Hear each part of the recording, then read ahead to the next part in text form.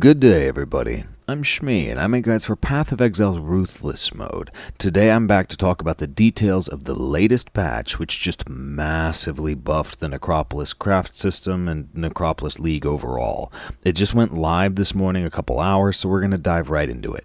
The biggest change is that you can now select the base item when you craft in the Necropolis. And note that I didn't just say the base item type.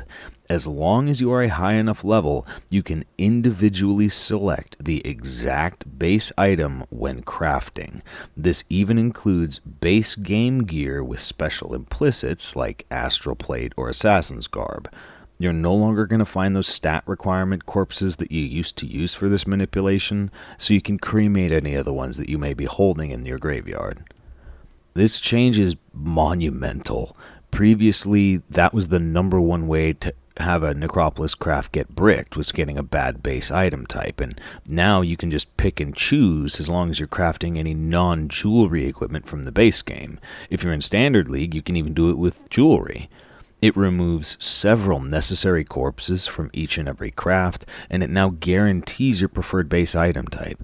At the absolute worst, Necropolis crafting now means that you can do whatever chaotic, crazy endgame you want, and every once in a while you get a shot at a designer 6 affix rare on your preferred base item type. One slightly sad bit about this is neither jewelry nor experimental base types are a part of this list for Ruthless that you get to freely select. In Standard League you can do that with jewelry, but in Ruthless you're going to still need to find specialized corpses to craft jewelry or experimental base types like two-tone boots or void fangs or a Stygian vice belt. In addition, the corpses that previously increased the effect of a single type of modifier, these ones, they've all now been melted together into a single increased modifier rating such that each one impacts all the modifiers on your craft. If you're sitting on any old corpses with singular modifier effects that you don't really want to use, you're welcome to just cremate them because you get generic ones now. Because of this change, the Atlas notable Condensed Souls in the top right corner of the Atlas, it's been nerfed from 100% increased chance to find those corpses down to a 25%. So technically it's a nerf, but those corpses are a lot better since they're universal, so it's an overall buff. Similarly, the mods which weighted the chance to get a certain group of modifiers have all now been condensed into a single tier that increases that chance by 500%. The various mod groups are out there because that's how crafting works, obviously, but they're all 500% instead of 100 and 200 and something else. The patch notes don't specifically mention the scarcer modifier corpses, which use different percentages, so I don't know if those have been changed at all, and we're going to have to see in-game. There's also been a bunch of changes to devoted and haunted modifiers that all work at the player's benefit. All of the most ludicrous haunted modifiers have been significantly nerfed. For instance, the old one that made monsters always crit and gave them crit multiplier just now provides a very modest amount of crit multiplier instead. Some of them have been outright removed, but they've all been universally nerfed, and I kind of doubt anyone is surprised. In addition, when you're looking at the Lantern of Aramor, you're now going to see the respective chance for enemies to drop corpses and all flames. According to the patch notes, this isn't new, but it just used to be hidden and it's now visible in the Lantern. However, the base drop chances of everything, corpses, all flame embers, and the special drops from most all flame monster packs, they've all been increased, so it likely will feel new. On top of that, devoted modifiers are being significantly buffed.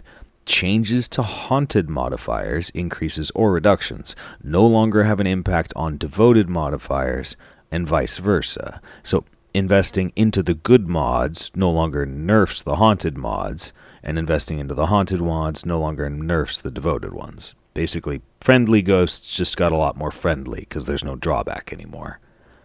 There are also two really nice quality of life buffs for all of us.